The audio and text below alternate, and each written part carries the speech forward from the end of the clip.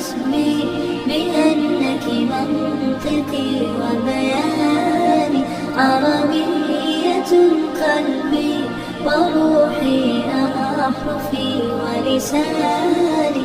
عربية ثم الوصوف تضيع في أوصافك، فبك استباح الشعر يشدو أعذب الألحان.